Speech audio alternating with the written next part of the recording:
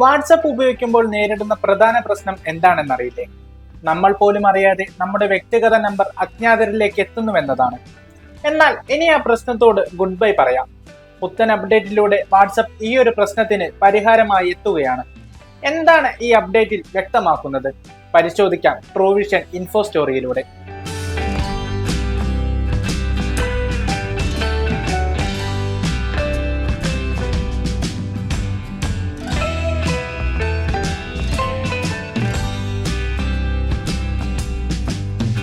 വാട്സപ്പിൽ ഇതുവരെ ഉപയോക്താക്കളെ വേർതിരിച്ചറിയുന്നതിനായി ഫോൺ നമ്പറാണ് ഉപയോഗിച്ചിരുന്നത്.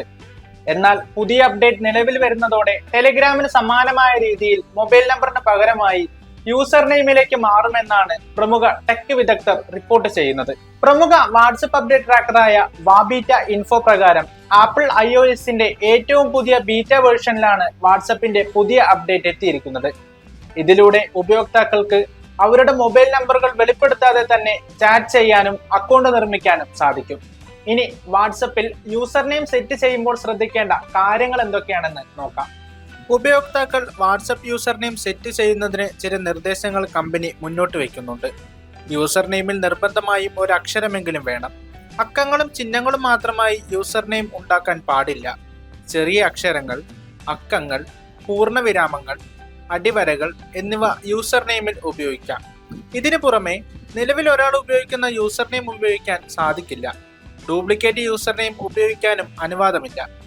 3 മുതൽ 30 വരെ ക്യാരക്ടറുകൾ യൂസർ നെയിമിൽ ഉപയോഗിക്കാൻ സാധിക്കും. എന്നാൽ .com പോലുള്ള യൂസർ നെയിം ഉപയോഗിക്കാൻ കഴിയില്ല. പൂർണ്ണവിരാമത്തോടെ ആരംഭിക്കുകയോ അവസാനിക്കുകയോ ചെയ്യരുത്. ഇതിനു പുറമെ തുടർച്ചയായി പൂർണ്ണവിരാമങ്ങളും യൂസർ നെയിമിൽ ഉപയോഗിക്കരുത്.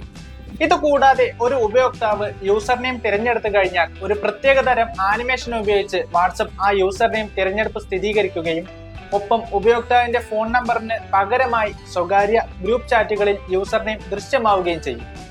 ടെലിഗ്രാമിലേതുപോലെ ഒരു ഉപയോക്താവ് അവരുടെ യൂസർ നെയിം അപ്ഡേറ്റ് ചെയ്താൽ വാട്സപ്പ് തന്നെ ഇത് മറ്റുള്ളവരെ അറിയിക്കും. Vishnu K Balasubramanian, Truevision news.